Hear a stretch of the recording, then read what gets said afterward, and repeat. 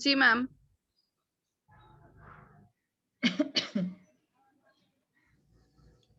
2 number চ্যাপ্টারে কারো কোথাও কোনো সমস্যা আছে?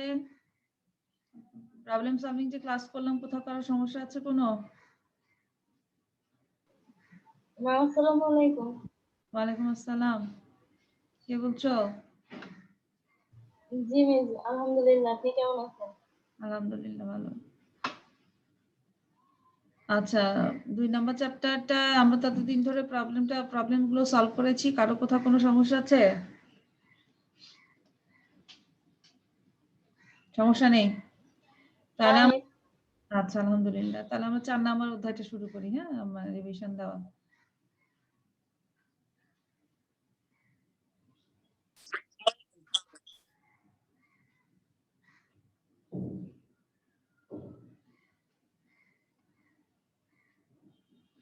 আচ্ছা, ফার্মা শিল্পের মধ্যকার পাঁচটি শৃঙ্খলগুলো ছিল তোমার ফার্মা শিল্পের মধ্যে পার্থক্য ব্যাখ্যা করা, পুনঃপ্রতিযোগিতামূলক বাজারে ফার্মের স্বল্পকালীন ভারসাম্যের অধীনে অস্বাভাবিক মুনাফা, স্বাভাবিক মুনাফা এবং ক্ষতির ধারণা ব্যাখ্যা করা। এই 3টা জিনিস আজকে দেখবো। ক্যামেরাটা অন করো সবাই,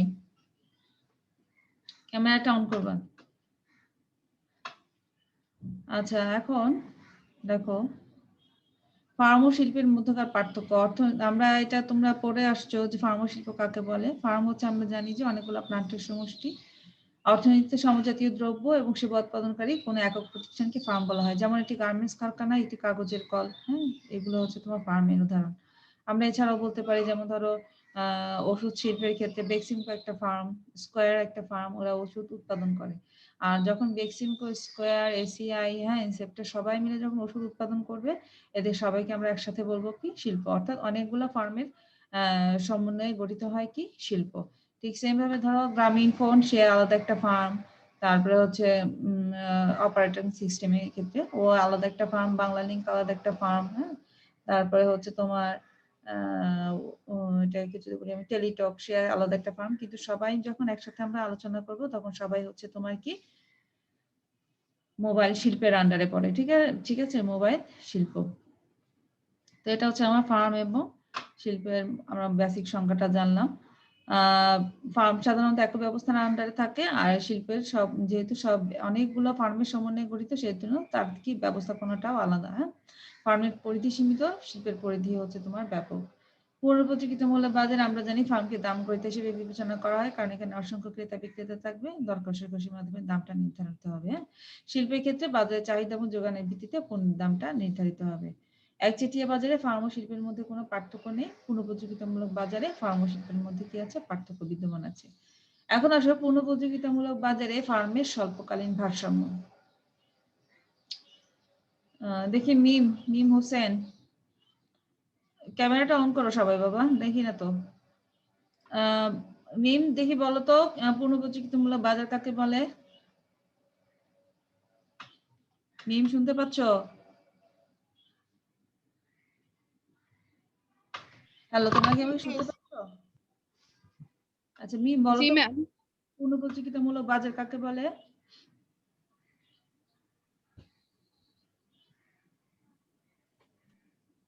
বলতে পারবা?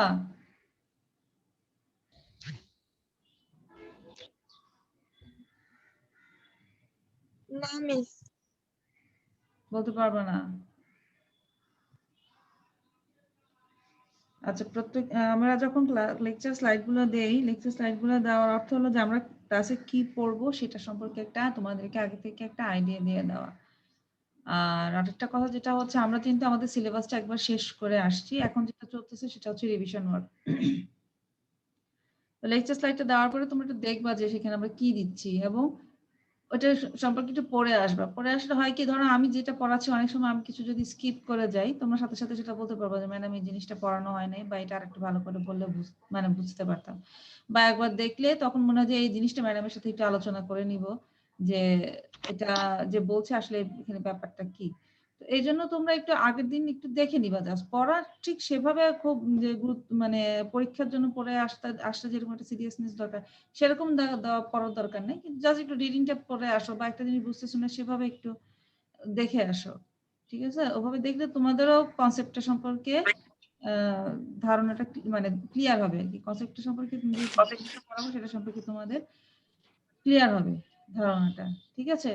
আচ্ছা, পূর্ণ প্রতিযোগিতামূলক বাজার বলতে আমরা বুঝবো যে বাজারে অসংখ্য ক্রেতা থাকবে, অসংখ্য বিক্রেতা থাকবে, একটা নির্দিষ্ট পণ্য বা একটা সমজাতীয় পণ্য নিয়ে ক্রেতা বিক্রেতার মাধ্যমে দাম নির্ধারণ হবে, ঠিক আছে? এই দাম ক্রেতাও ইচ্ছা করলে চেঞ্জ করতে পারবে না, বিক্রেতাও ইচ্ছা করলে কি করতে পারবে না, চেঞ্জ করতে পারবে না, ঠিক আছে? এটাকে আমরা সাধারণত বলে থাকি পূর্ণ প্রতিযোগিতামূলক বাজার।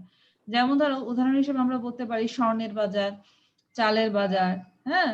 তো এইগুলো হচ্ছে আমার কি পূর্ণ প্রতিযোগিতামূলক বাজার উদাহরণ। যেমন ধরো আমাদের স্বর্ণের মার্কেট, গোল্ডের মার্কেট, যেটা গোল্ডের মার্কেটে কিন্তু আমি ইচ্ছা করলেই এটা কি করতে পারি না, আমি তো গিয়ে বলতে পারি না যে আমি যদি বাজারে ফিক্সড হয়ে থাকে যে 1 ভরি গোল্ডের দাম তোমার 70,000 টাকা ফিক্স থাকে। এখন একজন ক্রেতা গিয়েও কিন্তু ক্রেতা গিয়ে কিন্তু সেটা চেঞ্জ করতে পারবে না, যে আমি হয়তো বা 60,000 টাকা দিয়ে ভরি কিনবো, এটা কিন্তু কোনো বিক্রেতা আমাকে দিবে না।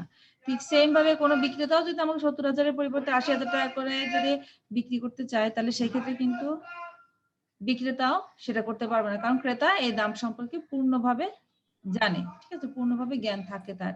তা এই যে ক্রেতা এবং বিক্রেতা দুইজনই কি করতেছে, একটা পণ্য সম্পর্কে জানে, সমজাতীয় একটা পণ্য, যে যেমন ধরো 21 ক্যারেটের গোল্ড বা 22 ক্যারেটের বলবো, যে পণ্যটাই ঠিক কিনবে সেই সম্পর্কে তার পূর্ণ জ্ঞান আছে, তার পণ্য হচ্ছে সমজাতীয়। তারপর হচ্ছে তোমার ক্রেতা, স্বর্ণের মার্কেটে ক্রেতা অসংখ্য, বিক্রেতা অসংখ্য, ক্রেতা এবং বিক্রেতার দর কষাকষির মাধ্যমে দামটা নির্ধারিত হচ্ছে, চাহিদা এবং যোগানের মাধ্যমে। এই দাম ক্রেতা এবং বিক্রেতা কেউ কি ইচ্ছা করতে পারবে না। ঠিক সেম ভাবে চালের বাজারের ক্ষেত্রেও তাই। আমরা বাঙালিরা ভাত যেহেতু আমাদের প্রধান খাদ্য, তাহলে সেক্ষেত্রে দেখা যাচ্ছে চালের দাম এটা চাহিদা এবং যোগানের মাধ্যমে নির্ধারিত হয়। যে দামটা নির্ধারিত হয় সেটা ইচ্ছা করলেই ক্রেতাও চেঞ্জ করতে পারবে না, বিক্রেতাও চেঞ্জ করতে পারবে না। আর পণ্যটাও কি হয়ে থাকে সাধারণত সমজাতীয় হয়ে যাবে। যে আমরা যদি তখন ভাতের জন্য মিনিকেট চাল খাই, তাহলে মিনিকেটের দাম একরকম, সেটা আমরা সবাই জানি। এক্ষেত্রে পণ্যটা সম্পর্কে পূর্ণ জ্ঞান আছে। কেউ যদি ধরো বাইরের দেশে দেখা যায় যে যারা বাঙালিরা আছে, তারা দেখা যায় যে বাসমতি চাল যেটা, সেটা দিয়ে তারা ভাত খায়। তো সেক্ষেত্রে বাসমতি চালের দামটা কি হচ্ছে, যেমন ফিক্সড। হ্যাঁ, তো এইভাবে চালের দামটাও কি ফিক্সড থাকে।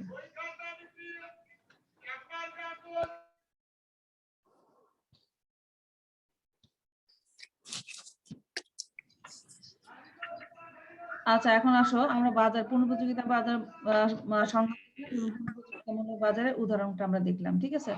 এখন আসো আমরা যে জিনিসটা আজকে করব সেটা হচ্ছে, আজকে প্রথমে একটু ভারসাম্যটা দেখে আমরা একটা উদ্দীপক করব। পূর্ণ প্রতিযোগিতামূলক বাজারে ফার্মের স্বল্পকালীন ভারসাম্য, দেখব।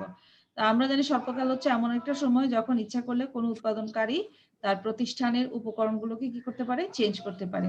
ভূমি, শ্রম, মূলধন, সংগঠন সে ইচ্ছা করলে যে কোনো উপকরণ কি করতে পারে, চেঞ্জ করতে পারে, এবং কি বলে উৎপাদনগুলো সে এই চেঞ্জ করা উপকরণের মাধ্যমে উৎপাদনটা করতে পারে।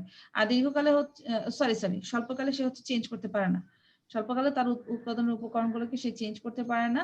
সে হয়তোবা মানে কিছু বাড়ায় কমায় সে হয়তোবা তার যদি উৎপাদনে তার যদি পণ্যের চাহিদা থাকে, তাহলে সে সেভাবে একটু যোগান দেয়। হঠাৎ করে যদি চাহিদা বাড়ে, তাহলে সে হয়তোবা যে সকল উপকরণগুলো আছে সেগুলোকে একটু ব্যবহারটা একটু বাড়ায় কমায় সে উপকরণের যোগান দেয়, কিন্তু কোনোভাবে সে উৎপাদনের উপকরণগুলোকে চেঞ্জ করতে পারে না। আর দীর্ঘকালে সাধারণত উৎপাদনের উপকরণগুলোকে সম্পূর্ণভাবে উৎপাদনকারী কি করতে পারে, চেঞ্জ করতে পারে। এখন আসো পূর্ণ প্রতিযোগিতামূলক বাজারে স্বল্পকালীন ভারসাম্য দেখবো। ভারসাম্য দেওয়ার আগে আমরা দুইটা শর্ত এখানে রাখবে। দুটো শর্তের মধ্যে প্রথম শর্তটা হচ্ছে প্রয়োজনীয় শর্ত। এক্ষেত্রে প্রান্তিক আয় এবং প্রান্তিক ব্যয় ভারসাম্য বিন্দুতে সমান হবে, অর্থাৎ MR=MC হবে। আচ্ছা, আমি এখানে তোমাদেরকে চিত্রটা আঁকতে দিব, তোমরা সবাই ক্যামেরাটা অন করো, কারণ চিত্রগুলো আমাকে দেখতে হবে যে তোমরা চিত্রটা এইভাবে আঁকতে পারতেছো নাকি। অনেক সময় তোমাদের ছক দিয়ে দেয়, ছক অনুযায়ী চিত্র আঁকতে হয়। তা প্রথমে তোমরা এই দুটো শর্ত আগে লিখো। ফার্মের ভারসাম্য অর্জনের দুটি শর্ত। 1 নম্বর শর্ত হচ্ছে প্রয়োজনীয় শর্ত, লিখো ভারসাম্য বিন্দুতে MR=MC হবে। লিখো প্রয়োজনীয় শর্ত, ভারসাম্য বিন্দুতে MR=MC হবে।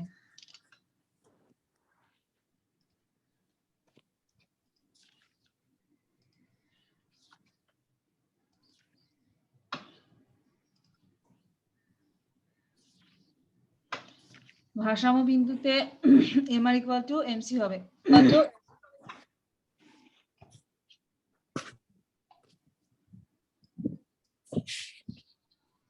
2 নম্বর লিখো পর্যাপ্ত শর্ত, ভারসাম্য বিন্দুতে MC রেখা MR রেখাকে নিচ থেকে ছেদ করে উপরে উঠবে। পর্যাপ্ত শর্ত ভারসাম্য বিন্দুতে এমসি রেখা এমআর রেখাকে নিচ থেকে ছেদ করে উপরে উঠবে।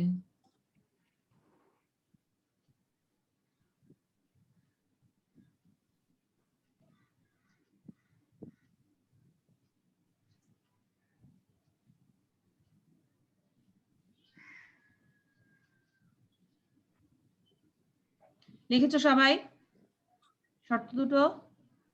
জি ম্যাম। আচ্ছা, আর এক্ষেত্রে একজন পুরো প্রতিযোগিতামূলক কারবারি 3 ধরনের অবস্থার সম্মুখীন হয় আমরা জানি।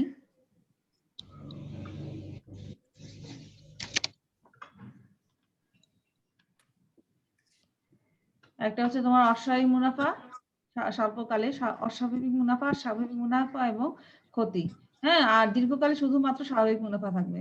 আর স্বল্পকালে অস্বাভাবিক, স্বাভাবিক এবং ঋণাত্মক ক্ষতি বা ঋণাত্মক মুনাফা। হ্যাঁ, এই তিনটা সিচুয়েশন সে ফেস করে। সরি, সিচুয়েশন সে ফেস করবে।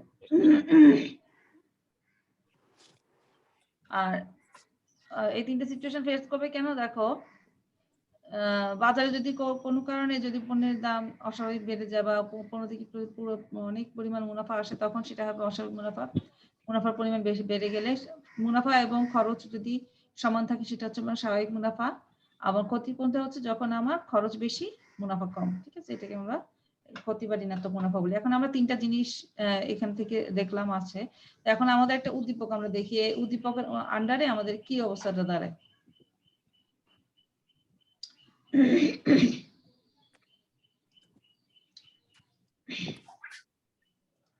তোমরা একটু প্রশ্নটা লিখো, 1 নম্বর প্রশ্ন।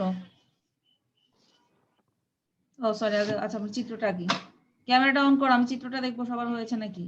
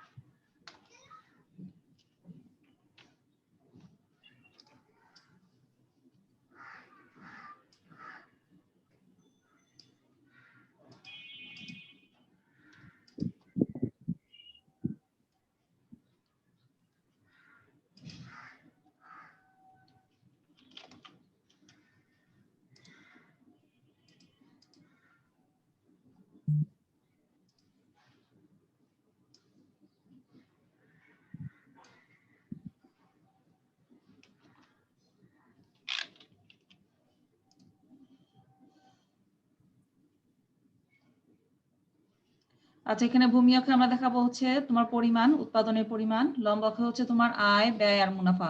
Price, cost and revenue. Price, cost and revenue. C এর পরে একটা কমা হবে। ঠিক আছে, প্রাইস, কস্ট এন্ড রেভিনিউ। এখন আসো। ম্যাম আরটা সি এর উপরে লিখে ফেলছি ম্যাম। কেন? আচ্ছা, সি এর উপর লিখলে অসুবিধা নাই। আচ্ছা, এখন আসো পূর্ণ প্রতিযোগিতামূলক বাজারে। আমরা জানি A R equal to M R equal to, তোমরা A R equal to M R equal to P, তোমরা উৎপাদন প্রোডাকশন এবং কস্ট এন্ড প্রোডাকশন চ্যাপ্টারে পড়েছো যে সাধারণত আমরা জানি যে এটা কি বলে, পূর্ণ প্রতিযোগিতামূলক বাজারে এ আর এবং এম আর রেখা দুই অক্ষের সমান্তরাল হয়ে যায়। এটা কি আমাকে আলাদা করে দেখাতে হবে না পারবা তোমরা? A R equal to M R equal to P হয় যে, এটা পারবা তোমরা? এটা কেন হয় বা ভূমি অক্ষের সমান্তরাল?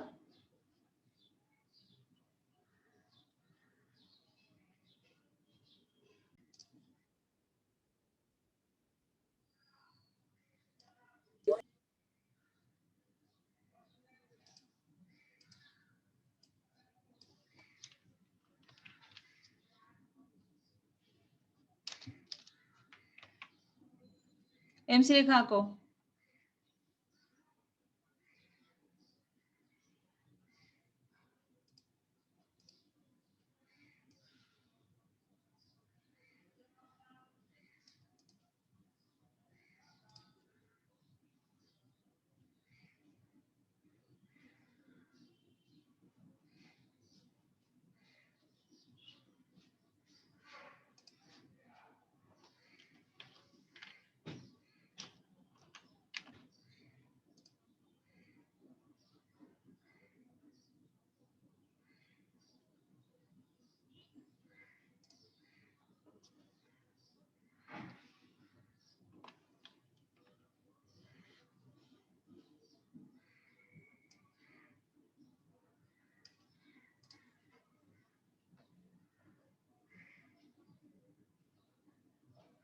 এতটুকু আঁকা হয়ে গেলে বলবা।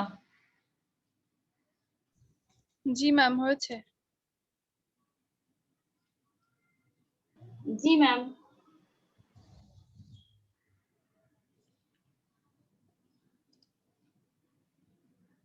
আমরা জানি এসি এর সর্বনিম্ন বিন্দু দিয়ে কে যায়? এমসি যায়।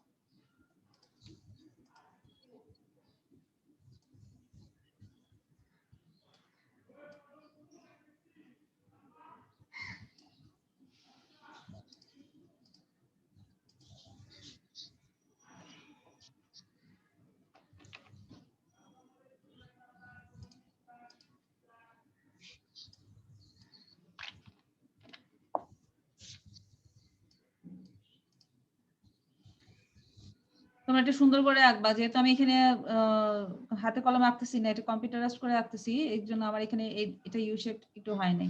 তো এসি এর সর্বনিম্ন বিন্দু ধরতেছি আমরা এইটা, তো এসি এর সর্বনিম্ন বিন্দু দিয়ে কে যাবে? আমার এমসি যাবে, ঠিক আছে?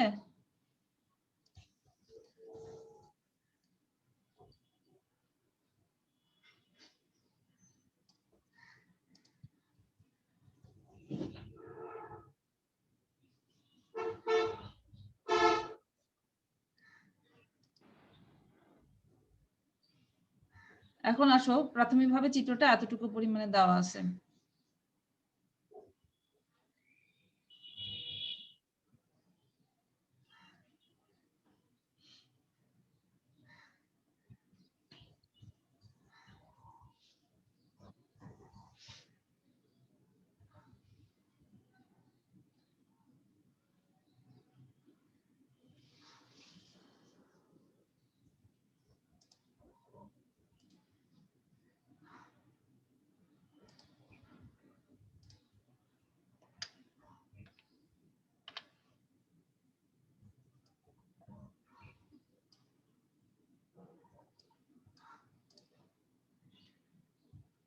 এইটুকু সবার আঁকা হলে বলবা।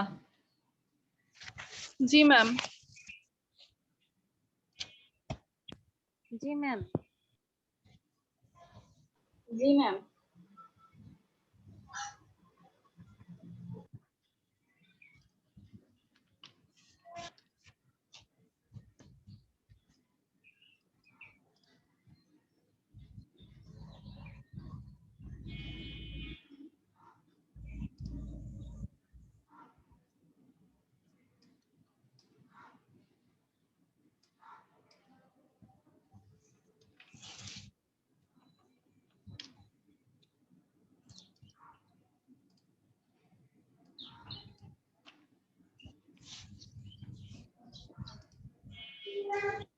এই পয়েন্টটার নাম হচ্ছে তোমার ই, আর এই পয়েন্টটার নাম হচ্ছে তোমার এফ। এই যে এই পয়েন্টটার নাম হচ্ছে তোমার এফ।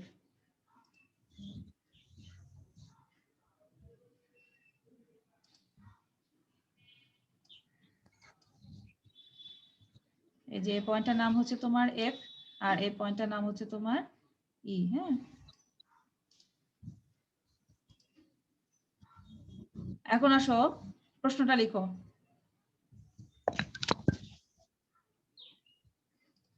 1 নাম্বার কোশ্চেন, অর্থনীতিতে বাজার বলতে কি বুঝো? 1 নাম্বার কোশ্চেন, অর্থনীতিতে বাজার বলতে কি বুঝো? এই উদ্দীপকটা দেওয়া আছে। হ্যাঁ, উদ্দীপকটা দিয়ে বলা হয়েছে যে অর্থনীতিতে বাজার বলতে কি বুঝো। 2 নাম্বার লিখো, একচেটিয়া বাজারে ফার্মকে দাম সৃষ্টিকারী বলা হয় কেন? একচেটিয়া বাজারে ফার্মকে দাম সৃষ্টিকারী বলা হয় কেন?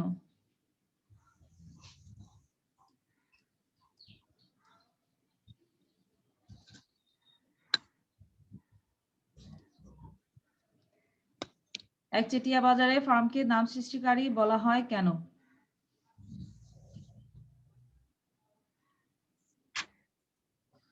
গ নাম্বার কোশ্চেন লিখো, উদ্দীপক থেকে ফার্মের মোট আয়, মোট ব্যয় ও মুনাফার পরিমাণ নির্ণয় করো।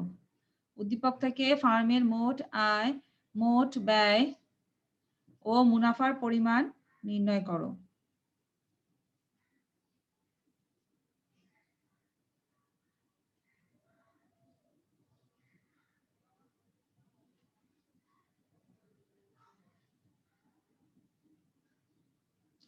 উদ্দীপক থেকে ফার্মের মোট আয়, মোট ব্যয় ও মুনাফার পরিমাণ নির্ণয় করো।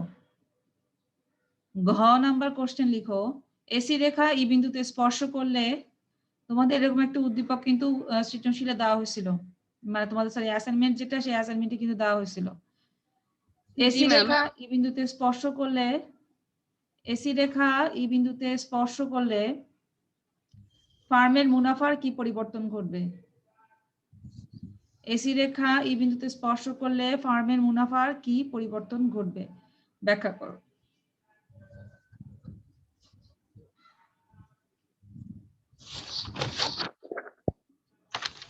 ম্যাম একটু আরেকবার বলা যাবে? এসি রেখা ই বিন্দুতে স্পর্শ করলে ফার্মের মুনাফার কি পরিবর্তন ঘটবে?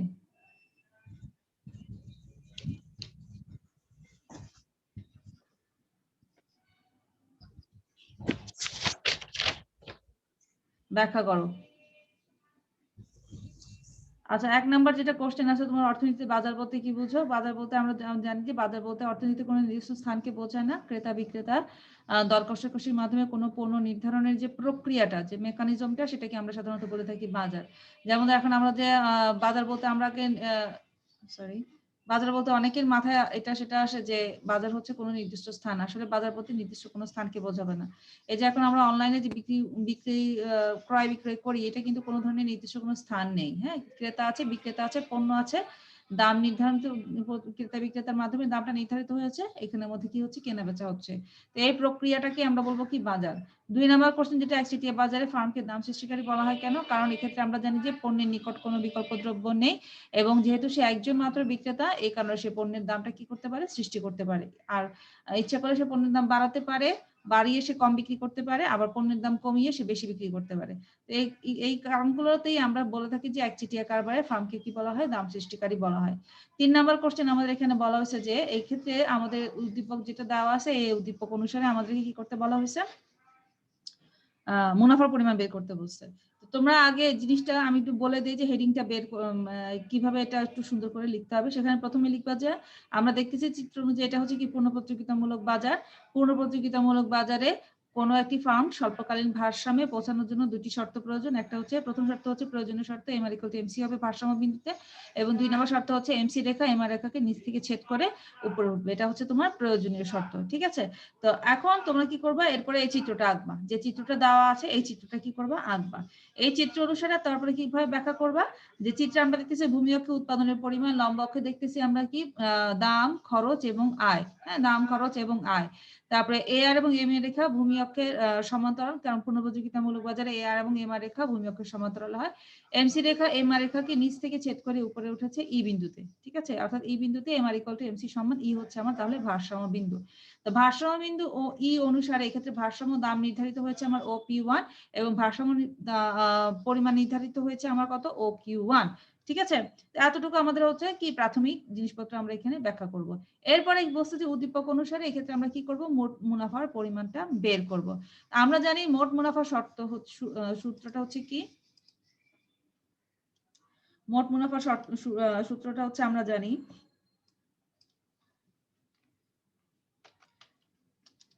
TR ইকুয়াল টু কি বলো সূত্রটা কি, TR equal to AR into Q,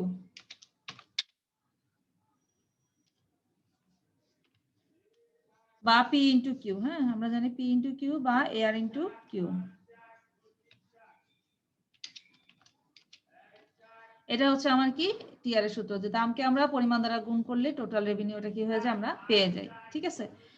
এখন আসো আমরা দেখতেছি যে উদ্দীপক অনুসারে এক্ষেত্রে আমার ভারসাম্য দাম হচ্ছে কতটুকু, OP1, ভারসাম্য দাম হচ্ছে আমার কতটুকু OP1। তাহলে আমি লিখি OP1 সূত্র অনুসারে OP1 ইনটু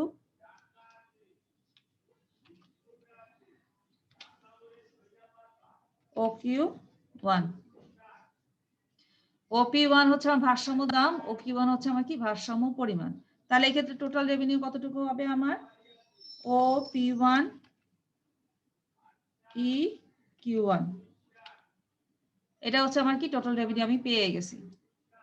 এখন যেহেতু তোমাকে মুনাফার পরিমাণটা বের করতে বলছে, তাহলে এখন এই ক্ষেত্রে আমাকে কি করতে হবে, খরচটাও বের করতে হবে।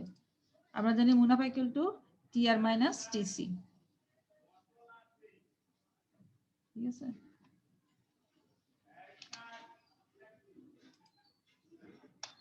এখন আমি টিসি বের করব। টিসি ইকুয়াল টু, আমরা সূত্র জানি AC into Q, Q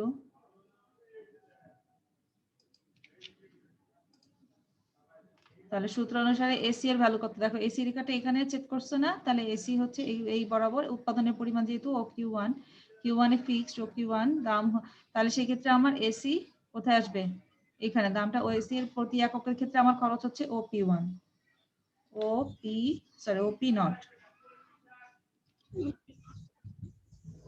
into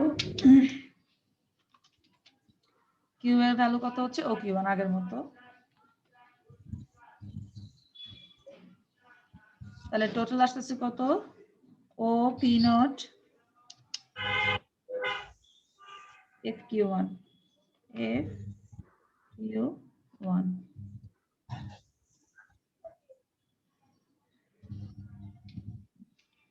তাহলে টোটাল রেভিনিউ পেয়ে গেছি আমি, টোটাল কস্ট পেয়ে গেছি। এখন আমাকে কি করতে হবে, মুনাফা বের করতে হবে। হ্যাঁ, তাহলে মুনাফাকে প্রায় পাই দ্বারা আমরা সাধারণত ডিনোট করি, আমি এখানে প্রফিট লিখতেছি। প্রফিট ইকুয়ালস OP1, ওইখানে ইটা স্মল হবে,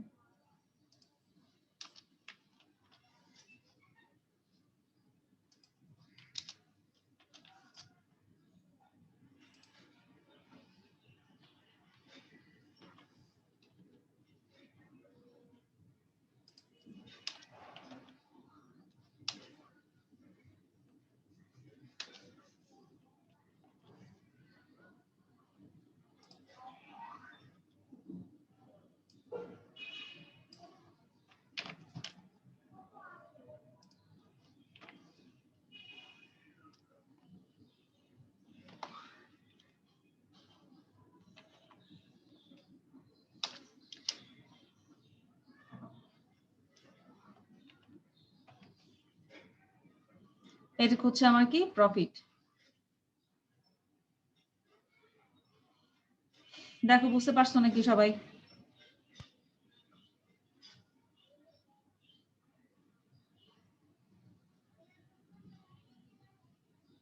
আর 3 মিনিট সময় আছে।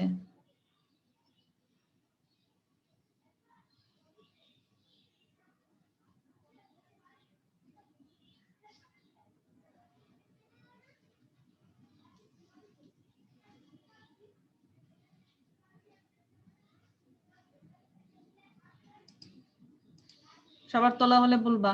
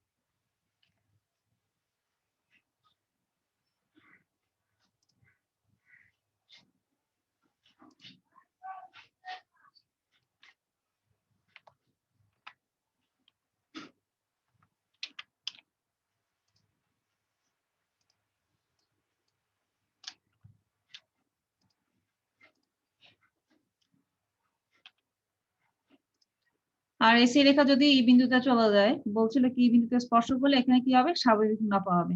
তাহলে এক্ষেত্রে আমার নেট ইনকাম কত, নেট প্রফিট 0। ও P1 EQ1 এটা হচ্ছে আমার টিআর, ও P1 EQ1 এটা হচ্ছে টিসি। টিআর থেকে টিসি বাদ গেলে কত আসবে, 0। এটা হচ্ছে আমার কি স্বাভাবিক মুনাফা আসবে। তো 4 নাম্বারটা তোমরা বাসা করে ফেলবা, সময় আমার নেই, আজকে এখানে ক্লাসটা শেষ হবে। চিত্রটা এঁকে নাও, ক্লাসটা শেষ হয়ে যাবে। এটা 4 নাম্বারের জন্য, এটা 3, এটা 4।